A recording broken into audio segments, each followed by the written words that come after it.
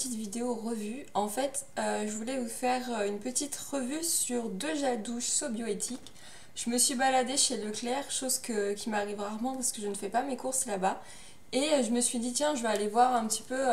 Je fais toujours un tour dans les rayons gel douche, shampoing. Je me dis, on sait jamais, je peux peut-être trouver un truc qui me plaît, même si c'est rarement le cas. Et là, en fait, je suis tombée sur 3 gels douche de chez Sobioéthique. Donc le argan et fleur d'oranger, l'amande et miel et le lait d'ânesse. Donc j'ai pris amande et miel et argan fleur d'oranger.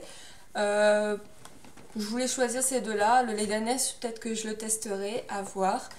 Donc je les ai utilisés tous les deux une fois pour pouvoir vous donner mon avis sur la texture, l'odeur, la mousse, etc. Donc je vais commencer par l'amande et miel.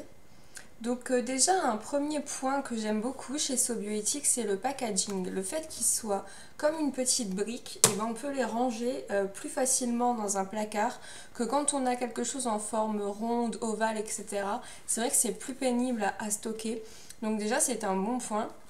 Les couleurs sont jolies. L'étiquette est sympa, moi j'aime beaucoup. Au niveau du packaging, vraiment c'est vraiment bien. Ensuite, quand vous le sentez, donc celui-ci c'est l'amande et miel. Donc quand vous sentez que l'amande. En premier lieu, vous ne sentez que l'amande. Ensuite, sous la douche, il est de couleur blanche. Il est un peu liquide quand même, il est assez liquide. Moi, j'utilise avec ma fleur de douche et il mousse quand même peu. Donc quand vous vous lavez avec, vous sentez en premier lieu l'amande. Et en fait, il y a une odeur qui m'a dérangée quand je l'ai essayé.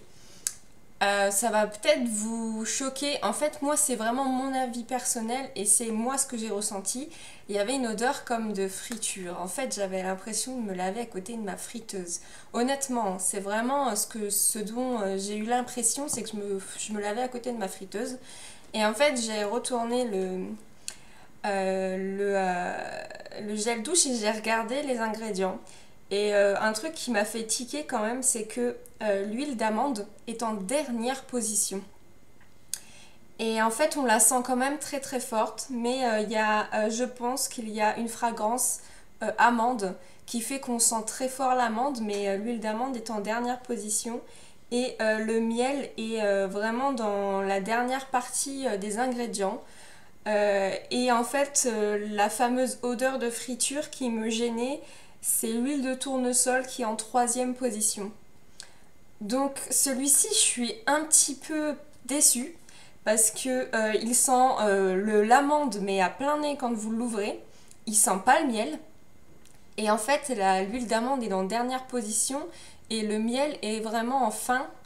Et la plus grosse partie de ce gel douche, c'est de l'eau et de l'huile de tournesol.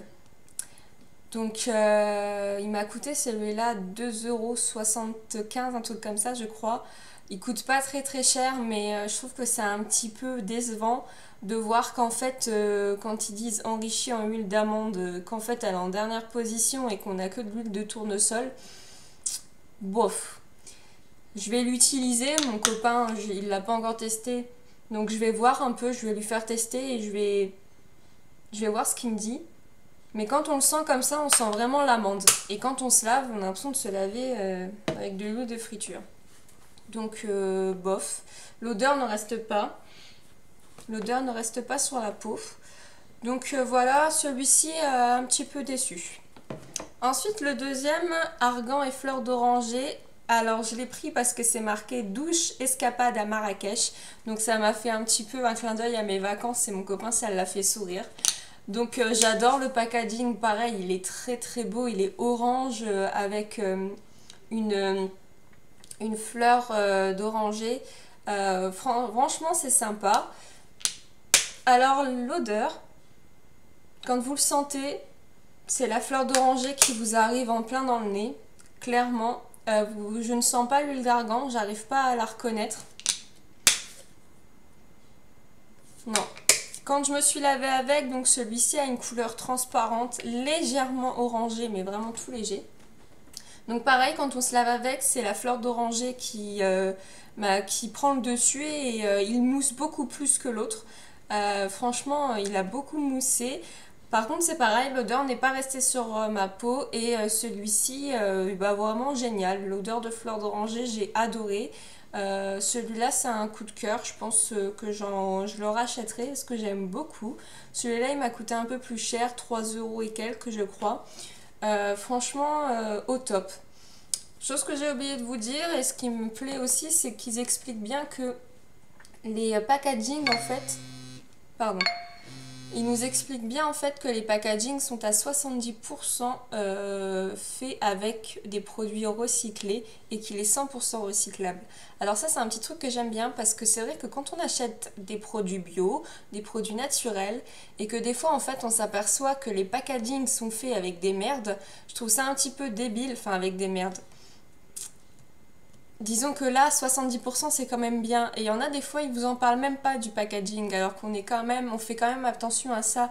On fait attention aux produits naturels. Donc c'est un petit peu débile de mettre l'accent sur le contenu et que le contenant on s'en fiche et on le laisse passer à côté. Alors que pour moi c'est aussi important d'avoir un bon packaging qui soit recyclé, recyclable, que d'avoir un contenu qui est nickel niveau composition.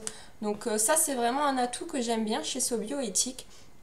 Aussi ils expliquent, qu'est-ce que j'avais vu qui m'a intéressé, ils expliquent aussi que 1% du chiffre d'affaires de Sobioéthique est reversé pour la protection de la planète. Donc c'est vrai que ça fait un petit peu, comment dire, commercial, mais disons que c'est bien de le montrer, c'est bien de montrer que voilà, on est là pour aimer les choses écologiques, naturelles, bio. Donc autant le montrer les engagements que prennent certaines marques pour ça en fait. Donc je trouve ça vraiment pas mal. Donc voilà pour mes deux petites revues. Si vous en avez déjà testé ces gels douche là et celui-ci à l'amande et miel, dites-moi s'il y a une odeur, enfin cette odeur vous a marqué, l'odeur d'huile de tournesol. Pour ma part, ça m'a vraiment choquée. Et dites-moi si vous avez essayé d'autres senteurs, parce que ça me ferait plaisir d'essayer d'autres senteurs. Voilà, je suis tombée par hasard dessus, je voulais les essayer et bon, bah, c'est chose faite et je suis contente vraiment pour celui-ci.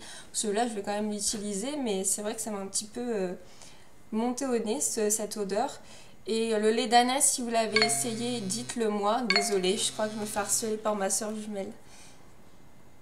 Le lait d'ânesse, si vous l'avez essayé, dites-le moi. Et j'ai vu qu'il y en avait des autres, coco tiare, enfin toutes les odeurs exotiques, monoï, etc.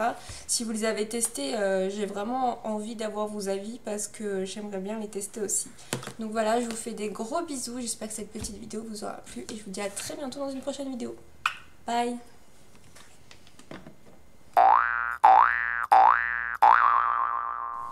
Coucou tout le monde, donc aujourd'hui une petite vidéo. C'est quoi ce truc? Non mais vous avez vu? J'ai ma lampe marocaine qui me reflète.